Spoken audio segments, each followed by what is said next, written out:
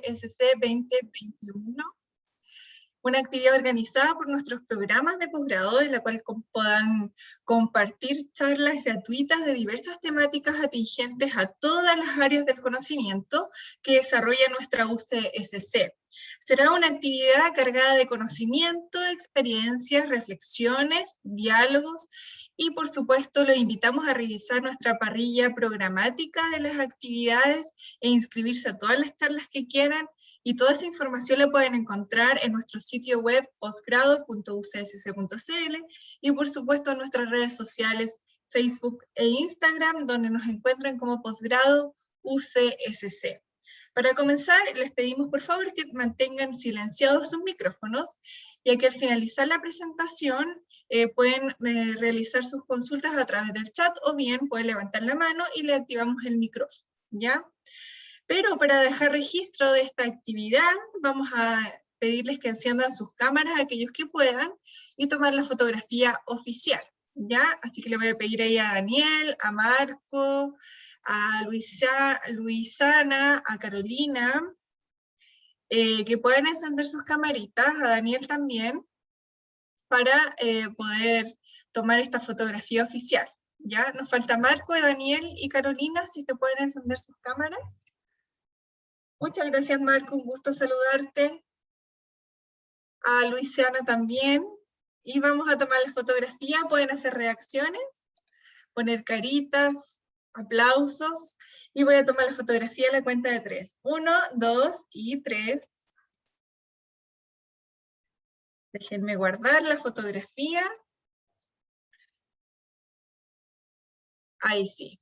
Ok, muchas gracias a los que encendieron sus camaritas.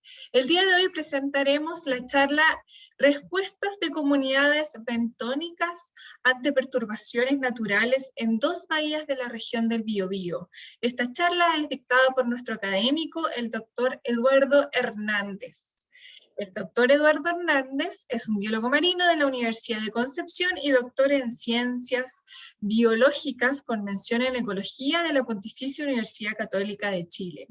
Su línea de investigación incluye estudios con enfoques poblacionales, comunitarios y ecosistémicos, evaluando el efecto de perturbaciones naturales y antropogénicas sobre ecosistemas acuáticos. Desde el punto de vista práctico, en el último tiempo ha trabajado en la generación de indicadores ecológicos de perturbación antropogénica, principalmente utilizando el zooplancton y la macro y megafauna bentónica como modelos de estudio. Desde el punto de vista teórico, ha acompañado su área de investigación con herramientas cuantitativas, basadas en la conectividad poblacional, dispersión larval, series de tiempos ecológicos, dinámicas metacomunitarias y estadística multivariadas. Actualmente es miembro del claustro de nuestro programa de doctorado en ciencias con mención en biodiversidad y en biorecursos. Sin más que agregar, ya dejo con ustedes ahí a lo que nos convoca, ¿cierto?, al doctor Eduardo Hernández. Doctor, muy buenas tardes. Presente nomás su exposición. Muchas gracias, Montserrat, por la presentación y gracias a todos los presentes por darme el tiempo de comunicar un poco lo que hago yo de investigación. Por lo que veo, hace una exposición bastante en familia, dadas las circunstancias que me convocaron a mí para el día de hoy. Pero no por eso, aunque sea 1 o 100, vamos a bajar ¿cómo podría decir?, el nivel de la presentación y vamos a tratar de hacer exactamente como está planificada. Voy a compartir mi pantalla. Y sí, se ve. Se ve y se ve perfecto, sí. Perfecto. Vamos acá. Ahí avanzó. Sí, ya. Temario. Bueno, el temario de la presentación del día de hoy no es que sea direccional, pero vamos a tratar esos temas que están en estos puntos, que hablar un poco de las bahías de la región del Biobío, principalmente 2, de los resultados que les voy a presentar ahora, que podría ser un poco más extenso, pero en realidad está acotado para tratar de, con estos ejemplos, mostrar un poco lo que hago yo como línea de investigación y los alcances que puede tener. Vamos a hacer un paréntesis en los puntos 2 y 3 para tratar de hablar de un poco, muy resumido. Son 60 años de teoría, pero yo voy a tratar de en un par de slides solamente resumirlo para que ustedes tengan una idea, para los que no les ha tocado leer sobre esto, o si les ha tocado, para que pueda invitarlos a profundizar en estos aspectos teóricos de la ecología, que son las perturbaciones, el equilibrio, no equilibrio y la resiliencia como conceptos. Y posteriormente, dependiendo del tiempo, si me alcanza, vamos a profundizar un poco más en resultados de la investigación que he desarrollado principalmente en Bahía Concepción y en Bahía de Coliumo, tomando en cuenta aspectos de las perturbaciones que vamos a ver que son más bien desde el punto de vista natural, que vamos a profundizar en esta parte. Y finalmente, algunas más que conclusiones, consideración, algunas reflexiones de para qué este tipo de información nos sirve y cómo podemos seguir hacia adelante. Comenzamos entonces. ¿Se escucha bien, cierto? Sí, se escucha Ya. perfecto. Para los que no son de acá, o si son de acá, incluso a la izquierda, el puntero se ve, lo que estoy mostrando es una hermosa foto aérea de Bahía Coliumo, la zona más abajo, más conocido como Dichato, que está en la playa, acá una de las más concurridas de la región del Biobío, y en la zona posterior se ve Bahía de Concepción.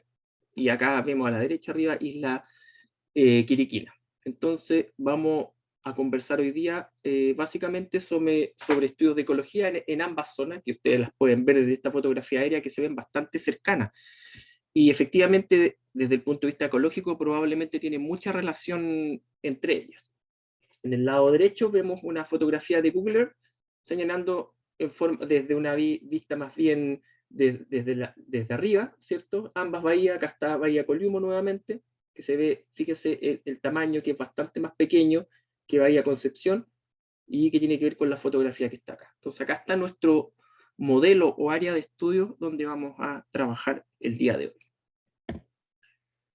Ampliando un poco la imagen, vemos en la zona más norte, donde dice Dichato, vean el tamaño de Bahía Coliumo, Bahía Concepción, y ambas bahías, desde el punto de vista de la oceanografía y de la hidrodinámica, están bastante conectadas y son parte de lo que yo llamo el ecosistema de bahías de la región del Biobío. Ustedes pueden ver un poco más nos vamos yendo hacia el sur, está Bahía San Vicente, donde está también nuestra estación de biología marina, tenemos el río Biobío, que es la parte norte del Golfo de Arauco, y dentro del Golfo de Arauco, que puede ser considerado una gran bahía, comparado con Bahía Concepción y Coliumo, tenemos también unas pequeñas bahías que están insertas en el lado continental, que es Bahía Coronel y de Lota, que ustedes las pueden ver acá abajo. Entonces, esta gran área de cientos de kilómetros cuadrados podemos definirlo como un sistema de bahías de la región del Biobío que tiene una particularidad que son únicas en todo el área del Pacífico. No existe otra área que encontremos con esta conformación que permita conectar la hidrodinámica con procesos ecológicos en un sistema complejo de bahías. Ahora, interesante es ver que estos sistemas de bahías, además de contener procesos ecológicos y desde una mirada ecosistémica, desde la producción primaria, desde el fitoplancton, el zooplancton, en la transferencia de energía como biomasa a los niveles superiores de las tramas tróficas, están encadenados por procesos físicos y químicos e hidrodinámicos, principalmente en esta zona dominado por lo que dice acá abajo, en verde, que dice upwelling, que son zonas de afloramiento de aguas profundas a la zona superficial del océano. ¿Qué quiere decir esto? Que aguas desde el fondo del océano llegan a la superficie fertilizando la zona fótica y a través de la producción primaria, a través de la fotosíntesis, ingresa la energía del sol a las tramas tróficas. Pero además en ella, y lo que está ejemplificado por las imágenes de acá arriba, tenemos una serie de usos del ecosistema o servicios que nos presenta el ecosistema y que nosotros utilizamos. Entonces, esta mezcla entre procesos físicos, biológicos y desde el punto de vista antropogénico son los que pueden conformar lo que finalmente nosotros podemos observar en cada uno de estos ecosistemas que de alguna forma están interconectados. Y este es el modelo de estudio que vamos a conversar hoy día. Ahora, desde el punto de vista teórico, les decía que en una slide iba a tratar de resumir bastantes años de investigación y más bien aspectos teóricos para poder poner en contexto el estudio o los estudios que les quiero presentar. Y ahí viene el concepto, ingresamos a la idea de las perturbaciones. ¿Y cómo podemos definir una perturbación para tratar de entenderla? Voy a leer acá, dice, cualquier evento, y lo importante aquí dice relativamente discreto en el espacio y el tiempo. ¿Qué es eso? Es un concepto que es bastante ambiguo, pero que nosotros debemos definir en qué escala espacio-temporal podemos referirnos a esta perturbación. Pero lo importante es que altera la estructura de un sistema ecológico, desde las poblaciones, las comunidades o el ecosistema en su totalidad, ya sea afectando la densidad de los organismos, su biomasa o la distribución de las especies, en este caso biota, cambiando la disponibilidad y distribución de los recursos o sustratos, o alterando también el medio ambiente físico. Ustedes se fijan, es algo que modifica las condiciones o estructura normal de funcionamiento de un ecosistema en su amplio sentido de la palabra. Inmediatamente en el tema de las perturbaciones surgen otros conceptos que se utilizan ampliamente. Por ejemplo, equilibrio ecológico. Probablemente muchos de ustedes o muy común escuchan eso existir, que se ha roto, que se ha perdido, que hay un desmedro del equilibrio ecológico. La pregunta es si ese equilibrio ecológico existe o no existe, o estamos más bien hablando de un desequilibrio. Eso lo vamos a conversar un poco más adelante. Pero un equilibrio podríamos entenderlo como un estado observable en el cual la composición y abundancia de las especies se mantiene relativamente estable, ¿cierto?, en un tiempo prolongado. Ahora, desde el punto de vista histórico, lo que hablaba un poco adelante de perturbaciones, equilibrio y estabilidad, lo podemos resumir en estas dos imágenes que están acá. La imagen de abajo es un paper recientemente publicado en el Journal of Ecology, el año 2021, donde se hace un resumen, una historia de la teoría de las perturbaciones y del equilibrio, no equilibrio. Se fijan acá en la rama superior un color verde y la rama inferior un color medio violeta. También hablamos del equilibrio, no equilibrio de los ecosistemas y los diferentes autores que han propuesto o han generado cambios en los paradigmas de investigación. ¿Okay? Y hemos avanzado muchísimo en la teoría y los invito a los que quieren profundizar mucho más en esto, leer este artículo que es bastante interesante. Y en este caso también saltamos a otro concepto que es la resiliencia, que probablemente también lo han escuchado mucho porque también se utiliza desde el punto de vista humano, desde el punto de vista de la sociedad, sociológico y socioecológico, en términos de la respuesta que se puede tener respecto a perturbación. Ahora esto nace, fíjense, tenemos esta imagen arriba, que es no tengo claro si es una roca o un iceberg, pero en él vemos una colonia o un grupo de pingüinos, que ustedes los pueden ver en diferentes puntos de esta roca, A, B, C y D. La idea o el concepto que nace aquí es que diferentes sectores o diferentes lugares de esta roca pueden entregar diferentes atributos, beneficios o respuestas del grupo de pingüinos que están acá. Y eso se puede hacer a partir de eso una analogía hacia las poblaciones, las comunidades, los ecosistemas. Como ejemplo, tenemos A y B. Ustedes si se fijan en A, tenemos un pingüino que está, si ustedes se ven en esta roquita, está en un lugar que aparentemente es seguro. Es un seguro estable en el tiempo y espacio en el que está y que el pingüino de alguna forma no va a caer ni hacia el lado C ni hacia el lado D. Por el contrario, en el lugar B tenemos un equilibrio inestable en el cual el pingüino con un pequeño viento puede ser desplazado o hacia el mar, y lo que significa eso que va a morir, puede ser depredado por una orca, o puede llegar a un lado C, donde va a encontrar desde el punto de vista global una mejor condición y de seguridad y que puede generar una mayor resiliencia dentro de este grupo de pingüinos que están acá. Fíjense que este es del año 69 y es un poco entender que esto parte con la idea conceptual y que ha ido trabajándose en el tiempo.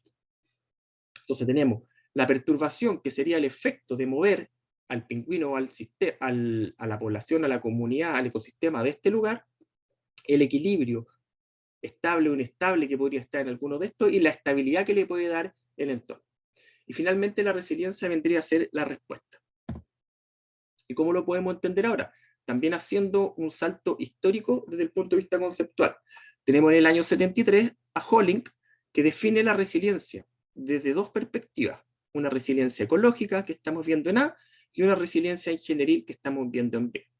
Por lo general nosotros estamos acostumbrados a entender la resiliencia desde el punto de vista B, y es definida como resiliencia ingenieril. ¿Qué significa?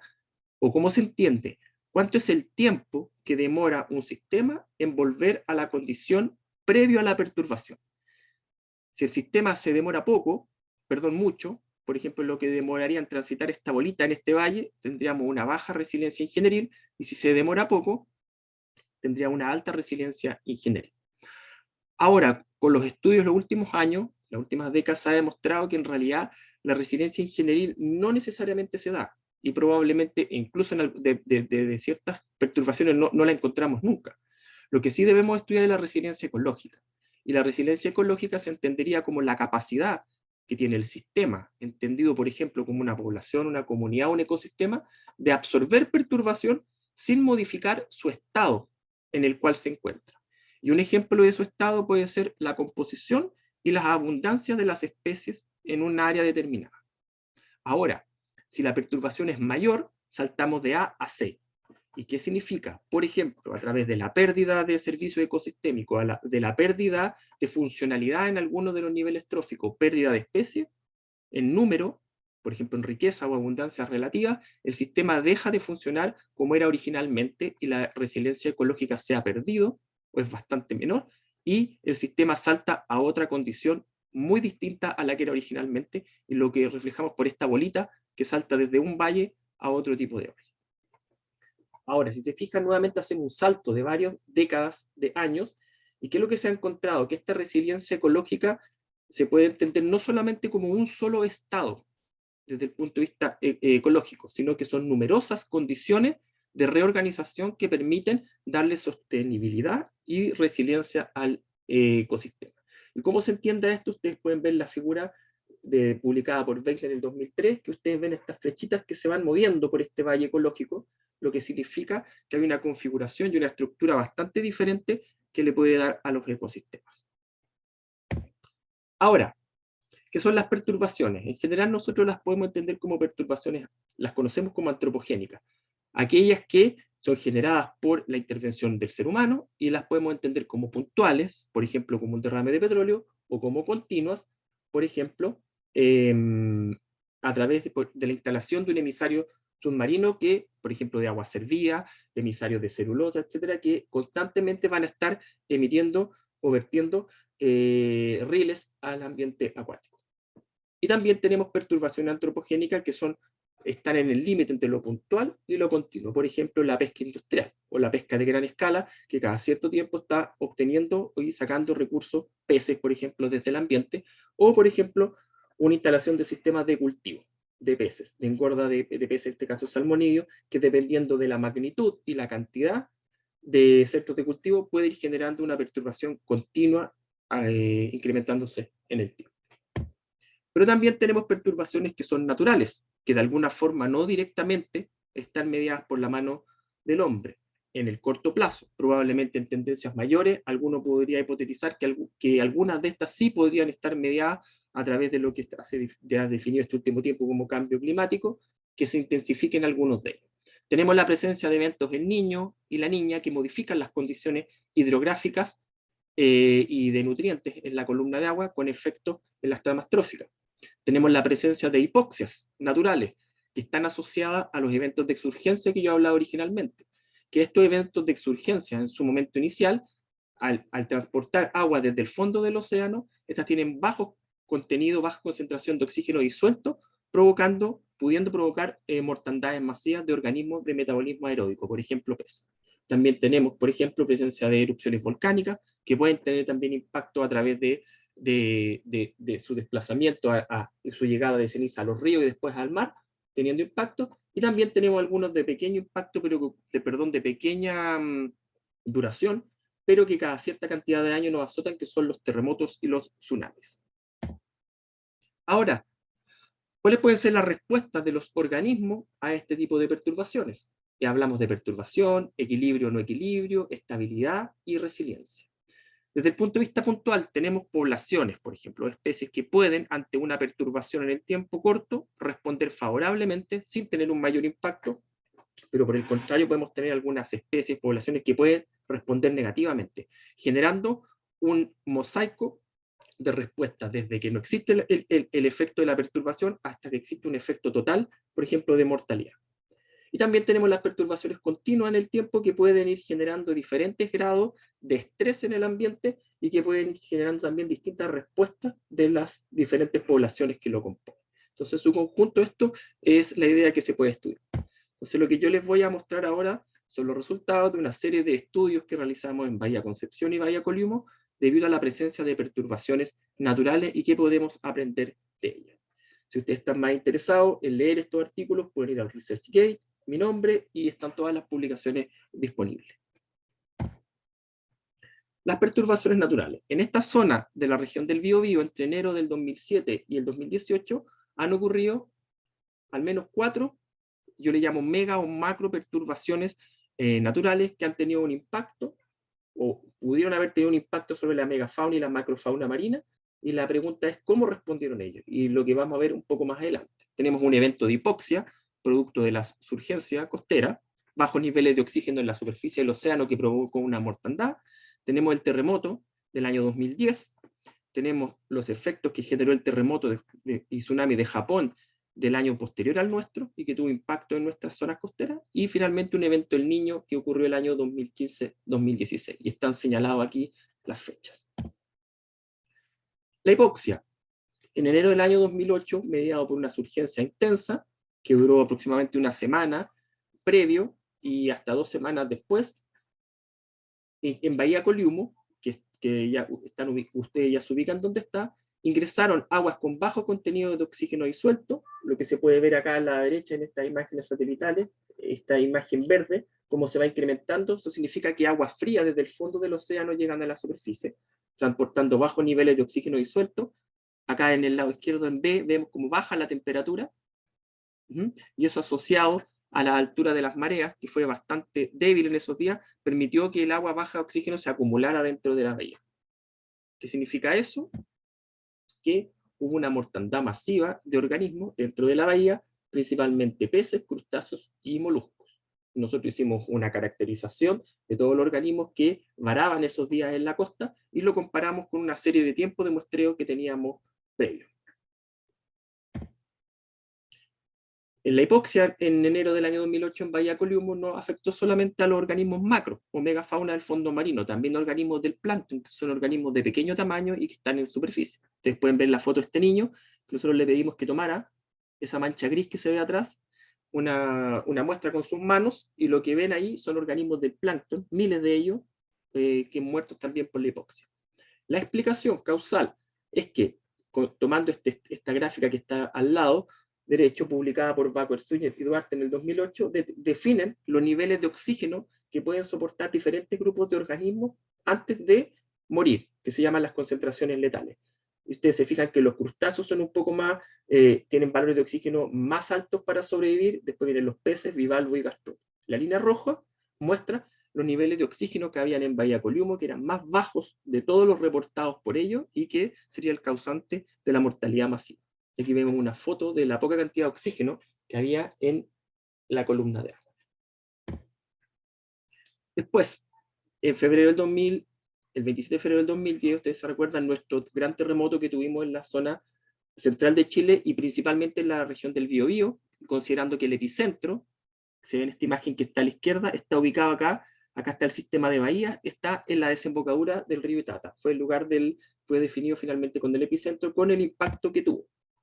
Esta imagen, lo que ustedes pueden ver ahí, son las condiciones normales de Bahía Coliumo, de la bahía con el agua, y en el lado derecho una foto que fue tomada por una persona anónima que me llegó a mí esta foto a las 6 de la mañana, y lo que ve atrás es el tsunami, ¿cierto?, que se va acercando a la bahía, y ustedes ven la bahía completamente descubierta. Entonces, hubo un tremendo efecto de erosión de este tren de olas que arrasó por el fondo marino, y que, si ustedes recuerdan, así terminó Bahía Coliumo posterior al tsunami en la zona de la playa, con todo el arrastre que tuvo, y también efectos similares en Talcahuano, perdón, en la zona más bien hacia el sur. El año 2011, en marzo, ustedes se recuerdan, un año después, hubo un terremoto también fuertísimo en Japón, y las ondas de este tsunami llegaron a las costas de Chile, y en el lado derecho ustedes pueden ver Bahía Coliumo, a las 23:14 horas, imágenes de periódicos, de diarios de ese día, que comienza a llegar las ondas a Bahía Coliumo, generando también una inundación y lo que podemos llamar un mini tsunami nuevamente en la bahía. Aquí vemos gente observando el otro día en la mañana el movimiento de las aguas dentro de la bahía. Finalmente, entre el año 2015 y 2016, un intenso evento El Niño se propagó por el Océano Pacífico Sur y fue definido como uno de los más intensos en los últimos años, y el nombre que está, se lo da a mi amigo que está acá, que fue definido como el evento del Niño Godzilla, por su intensidad. Y lo que vemos acá es la imagen I, una imagen satelital de la temperatura superficial del mar, y ustedes pueden ver el color rojo, que fue los mayores valores de temperatura que se encontraron en toda la zona de estas regiones de la bahía. Entonces, considerando estas series de perturbaciones naturales y las series de tiempo ecológica que uno puede tener, la idea es hacer el estudio para ver cómo responden la comunidad y las poblaciones de la megafauna y la macrofauna ante el paso de cada uno de estos eventos de perturbación de diferentes escalas temporales y diferentes impactos sobre el ecosistema. Podemos ver sincronía en la respuesta, asincronía, estasis o compensación a nivel comunitario. Y eso es lo que vamos a tratar de ver ahora. El modelo de estudio, como les decía, corresponde a la megafauna y a la macrofauna bentónica. La megafauna que está al lado izquierdo, fotografía, y la macrofauna que está aquí al centro. La macrofauna se obtiene con muestra a través de dragado, que es un instrumento que toma una mascada desde el fondo de la zona superficial del ventos, la trae a la superficie y nosotros cuantificamos y identificamos los organismos que viven ahí. Y la megafauna son organismos de un poco mayor tamaño de centímetros que son obtenidos con esta rastra experimental de 1 metro de ancho, que permite obtener peces, crustáceos y organismos de mayor tamaño. Vamos a los resultados. De la Bahía Concepción, acá también una hermosa fotografía aérea, los sitios de muestreo. ¿Y qué es lo que vemos acá? Al lado izquierdo son resultados. Este es un análisis de escalamiento multidimensional, que es lo que hay, que cada uno de estos símbolos corresponde a un evento de muestreo donde se caracterizó todos los organismos de la comunidad que vivía en la bahía en ese instante. Son numerosas muestras que están colapsadas en un punto. Para entender esta gráfica, símbolos más cercanos significa que la comunidad en su conjunto se parece más, y símbolos más lejanos que se parece menos. En este caso, por ejemplo, A89 sería el más distinto con SU11. ¿Y qué significan los números? Los años, y las letras, la estación del año. Lo que podemos encontrar es que, aquí se me olvidó decir, que lo que hicimos nosotros son los muestreos en triángulos blancos, y los triángulos en negro fue bases de datos que nosotros logramos recoger desde el año 69 hasta el año 99, caracterizadas en cada uno de estos años. Lo que encontramos desde el punto de vista temporal de macroescala es que posterior, si se fijan, están agrupadas a la derecha todas las muestras posteriores al terremoto. O sea, ¿qué quiere decir? Que la comunidad que quedó viviendo después del terremoto es disímil, muy diferente a la que estaba previo al terremoto. Una cosa interesante es que en su totalidad lo que encontramos que la comunidad se asemeja mucho más a lo que era la bahía de Concepción el año 69 a lo que eran los años posteriores en la década de los 80 y los 90. O sea, ¿qué quiere decir esto? Que probablemente el barrido que se generó en la bahía de Concepción generó un reset que llevó a condiciones, entre comillas, un poco más pristinas y más parecidas a la década del 60. Ahora, cuando vamos a un detalle de lo que ocurrió posterior al terremoto, tenemos estas dos imágenes que nos ayudan un poco a entender lo que ocurrió. La gráfica que está acá al lado izquierdo, que habla de la diversidad beta, lo que caracteriza es qué tan distintos en términos de la composición de especies y sus abundancias son los diferentes lugares de muestreo. Mientras más alto el valor, significa que hay más heterogeneidad espacial. Lo que se estima es que cuando hay perturbación, la heterogeneidad espacial aumenta producto de la destrucción de hábitat.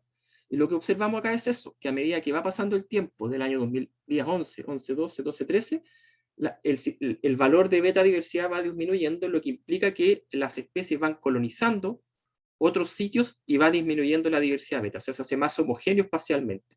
Entonces sería un sistema, una forma de reconocer la recuperación del ambiente.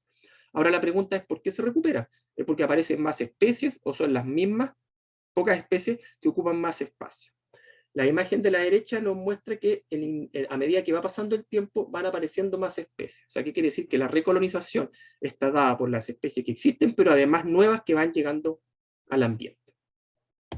Y eso queda un poco más claro también con este análisis de escalamiento multidimensional, que ustedes pueden ver unos polígonos. La idea de acá es que el polígono por año, mientras más pequeño es un síntoma de recuperación. Ustedes ven que mientras más cerca estamos del terremoto, el polígono es mucho más grande y se va haciendo cada vez más pequeño en estos años posteriores. O sea, también es un síntoma, una muestra de que hay recuperación. Ahora lo mismo, pero en Bahía Coliumo, que está acá adelante, en los lugares de muestreo.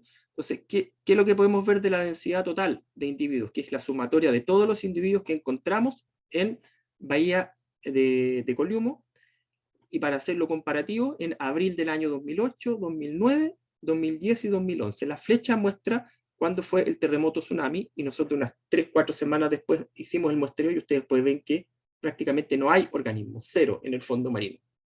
Pero un año después, en abril del 2011, hay una recuperación altísima del número de individuos totales. Ahora, ¿qué pasa con este número de individuos totales en términos de su composición, de las diferentes especies que hay? Esta imagen que está acá nos permite ver cómo cada año, si ustedes se fijan, años distintos, para 3 lugares diferentes de prospección, una zona 1, 2 y 3, en diferentes lugares de la bahía, que están acá, 1, 2 y 3, podemos ver cómo se fue modificando la comunidad. Y aquí en rojo yo les señalo que si se fijan está el año 2010 para cada una de las zonas juntos. ¿Qué quiere decir? Antes de la perturbación 2008-2009 del terremoto, las comunidades eran disímiles. La perturbación hace que se homogeneice inicialmente y después nuevamente empieza la heterogeneidad en términos de las diferentes especies que hay y la respuesta, en este caso, a la perturbación. Desde el punto de vista de la megafauna, ya que tenemos una serie temporal desde enero del 2007 hasta enero del 2018, y lo que vemos en este gráfico es la abundancia total de individuos, y cada uno de los eventos de perturbación señalado por estas líneas rojas. Si ustedes se fijan, después del evento de hipoxia, la abundancia total de la comunidad de la megafauna se incrementó en al menos 1 o 2 órdenes de magnitud. Y esto nos da a entender un poco la paradoja de la hipoxia, porque si bien la hipoxia generó un evento de mortandad masiva, hubo algunos organismos que están señalados por estos caracolitos que están acá, que son carroñeros y scavengers, que a ellos no les afecta la disminución del oxígeno. Y que lo que nosotros notamos que toda esta abundancia posterior estuvo asociado a estos organismos carroñeros. ¿Qué quiere decir? Ellos sobrevivieron a la hipoxia, se alimentaron de los organismos muertos y tuvieron éxito reproductivo constantemente en el tiempo, y se incrementa. ¿Hasta cuándo llega eso? Incluso ellos además son capaces de realizar el trabajo que previamente hacían los carroñeros, que eran en este caso los crustáceos. ¿Hasta cuándo llegó esto? Hasta febrero del 2010, durante el terremoto, que todos los organismos que estaban en la bahía fueron desplazados fuera y llegamos a abundancias prácticamente cero. Y la abundancia dominada por los caracoles desaparece. Entonces, ¿qué es lo que ocurre después? Hay una pequeña recuperación hasta antes del nuevo tsunami, o pequeño tsunami mediado por el terremoto de Japón, que encontrábamos una pequeña recuperación, y producto de este nuevo tsunami, las abundancias desde ahí en adelante prácticamente han estado órdenes de magnitud de lo que era previamente, salvo una pequeña recuperación previa que hubo antes del evento del Niño, donde hubo una colonización de especies, de muchas especies, que producto del evento del Niño genera un recambio a lo que encontramos actualmente. O sea, en términos generales, cambia la composición de especies, sus abundancias relativas, en el transcurso de estas 4 perturbaciones. ¿Qué significa eso? Que en términos cuantitativos de índices de diversidad, encontramos que ha habido una disminución en la diversidad que tiene que ver en relación a la presencia de especies y sus abundancias, que es la línea roja, y una disminución en la dominancia, que es la línea roja. Las especies dominantes bajan sus abundancias y aumentan un poco más las especies que se denominan como raras. Y eso implica también que la línea celeste, que es la diversidad, aumenta, como imagen especular de la dominancia. Ahora, desde el punto de vista multivariado, que es qué es lo que genera el aporte de cada una de las especies, nosotros le preguntamos cómo esta comunidad se estructuró en el tiempo producto de cada una de estas 4 perturbaciones. Y lo encontramos en esta imagen que resume la serie de tiempo entre los diferentes eventos de perturbación. Lo importante es destacar acá, que ustedes ven estos símbolos de distintos colores con sus elipses, lo que está demostrando que la comunidad en su conjunto se va modificando entre antes y después de cada una de estas perturbaciones, oscilando o modificándose en diferentes estadios, como les decía yo originalmente, de estos estados estables que pueden cambiar de alguna producto de la perturbación, en el cual las diferentes especies van modificando sus abundancias y los atributos que cada una de ellas entrega al ecosistema se van modificando en relación a sus abundancias. En resumen, tenemos estas diferentes perturbaciones ambientales, afectaron las comunidades bentónicas o del fondo del mar de las bahías, producto por una hipoxia, terremotos o eventos del Niño, generando distintas respuestas rápidas desde el punto de vista positivo, no gran impacto o mucho impacto en algunas de ellas, y dándonos a entender que este ecosistema tiene una alta resiliencia y puede ir modificándose, oscilando entre diferentes estadios desde el punto de vista comunitario, persistiendo en el tiempo su funcionamiento. ¿Por qué ocurría eso entonces?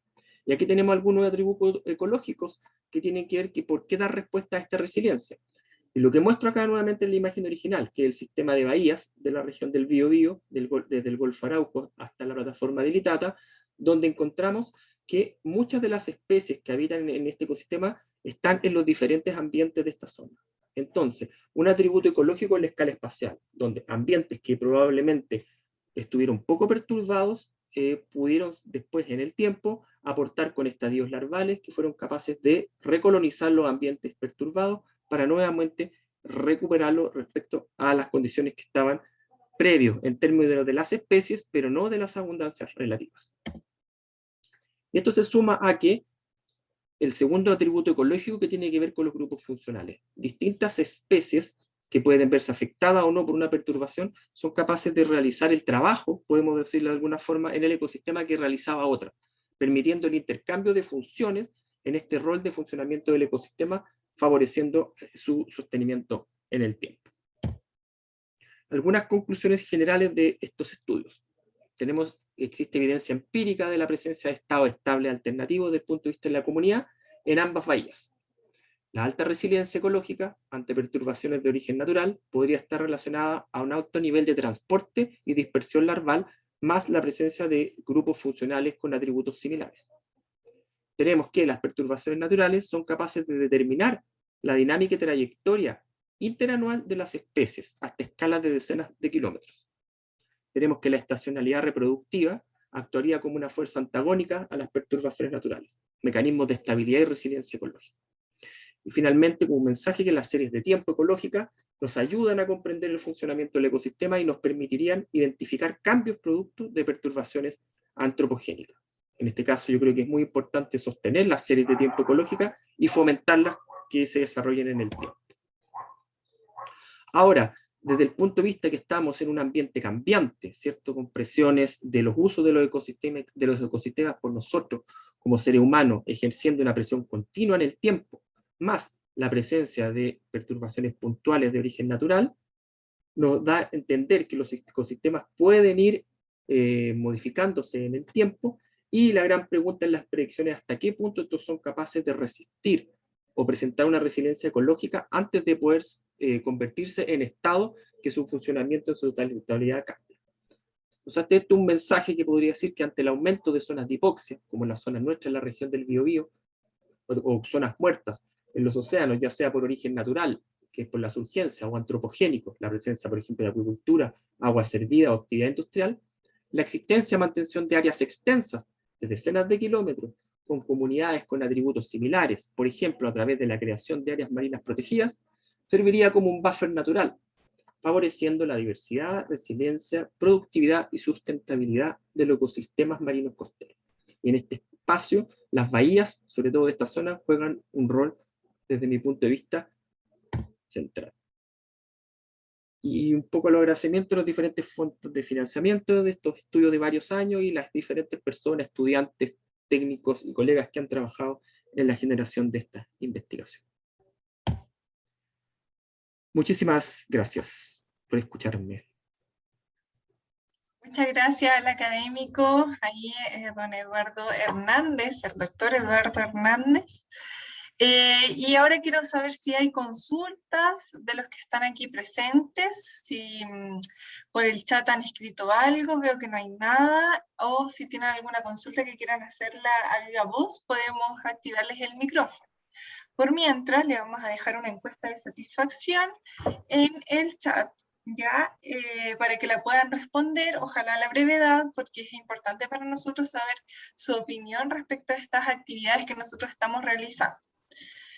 No sé si tienen alguna consulta, por ejemplo, Natalia, Viña.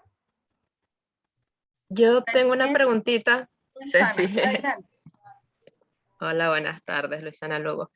Eduardo, quería hacerte una pregunta. En uno de los primeros gráficos que mostraste con los triangulitos blancos y negros, hizo referencia a que los negros eran muestreos anteriores, o sea, como lo que ya había, pero esa revisión se hizo en base a literatura y el muestreo que ustedes hicieron lo hicieron después de cada evento.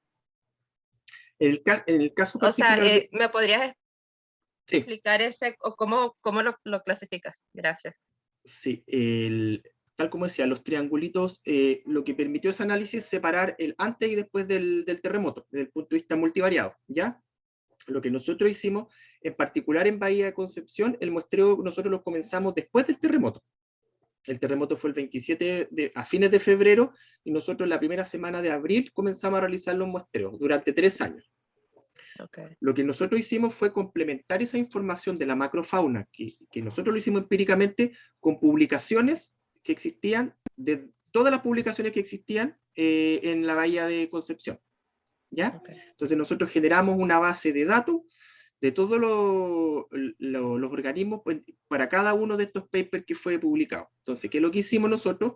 Homogeneizamos la taxonomía, porque nosotros llegamos a un nivel de resolución taxonómica a nivel de especie, y en los trabajos anteriores alguno a nivel de género o familia. Entonces homogenizamos las comunidades desde ese punto de vista y generamos el análisis comparativo. Y de esa forma pudimos ver cómo se modificaba la composición y la abundancia relativa de las especies.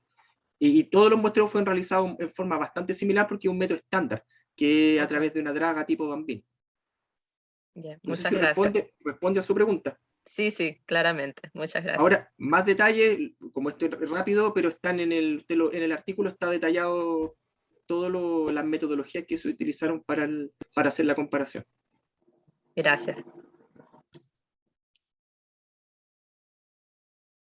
Abimelech también está levantando la mano. Bueno, pregunto desde mi ignorancia, ajena a la disciplina, me gustaría saber en cuál de estas perturbaciones, si se podría determinar cuál de la especie a cuál presentan mayor resiliencia, perdón. Porque tú hablaste de varias perturbaciones, tanto naturales, el niño, hablaste de la hipoxia, ya. ¿A cuál de estas, ¿no es cierto?, de estas perturbaciones las especies tienen mayor resiliencia? ¿Se podría determinar eso o no?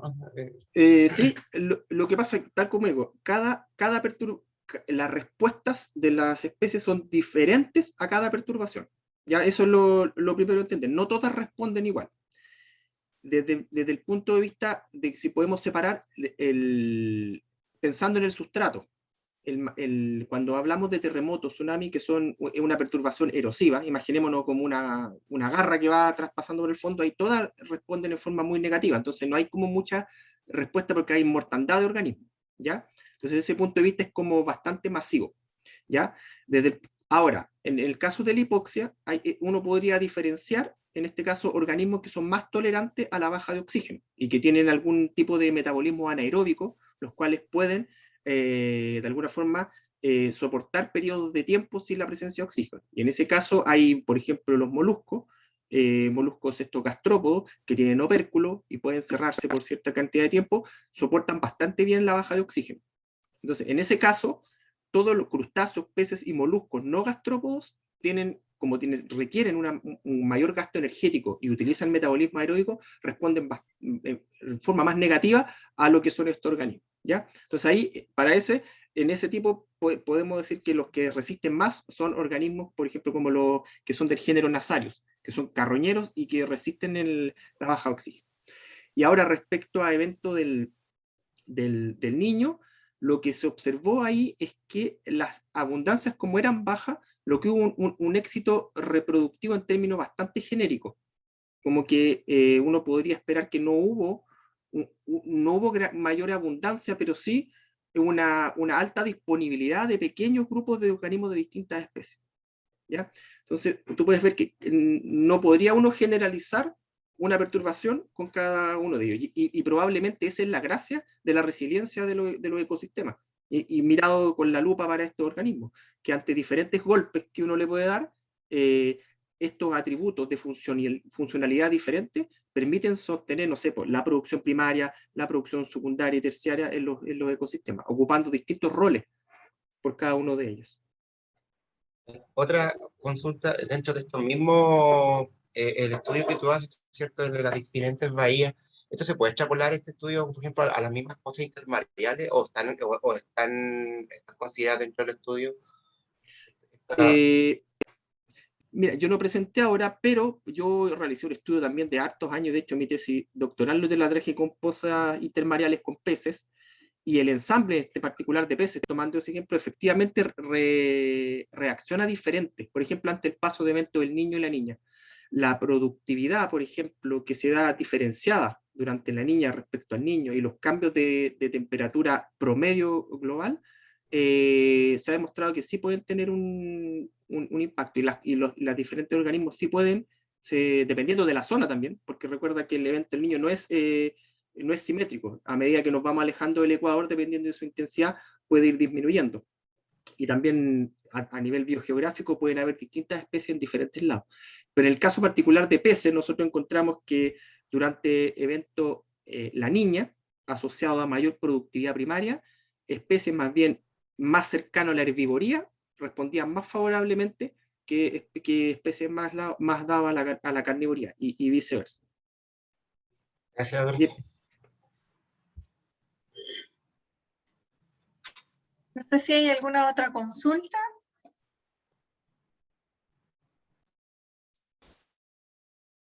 Parece que no. Bueno, agradecemos a todos y a todas por su participación y reiteramos la invitación a conocer nuestros programas y por supuesto a seguir participando en lo que es nuestra semana del posgrado UCSC. Agradecemos por supuesto al expositor y protagonista de esta jornada, al doctor Eduardo Hernández, por su tiempo, por su interesante exposición, y por supuesto a todos los asistentes e interesados en aprender más sobre esta área que acaba de exponer el doctor. Así que muchas gracias a Luisana, que participó también, a Daniel González, a Natalia Viña, a Marco Quispe, a Claudia, a Alma, a Carolina y a todos por estar hoy día con nosotros. Así que muchas gracias, y por favor conteste la encuesta de satisfacción, que es muy importante para nosotros. Que tengan una excelente tarde, nos vemos. Chao, chao.